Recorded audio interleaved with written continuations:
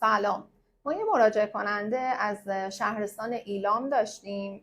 جهت انجام آمنیوسنتز مراجعه کرده بودن. 16 هفته و 5 روز 3 سونوگرافی در طی بارداری همراهشون بود که گزارشان نرمال بود و یه تست کامباین تستی که ریسک 1/122 مثبت، تپه‌ای 38 و اومده بود میگفت من فقط میخوام آمنیوسنتز کنم. خب ما طبق روال همیشگیمون قبل از انجام آمنیوسنتز سلامت اولیه جنین رو در سونوگرافی بررسی میکنیم.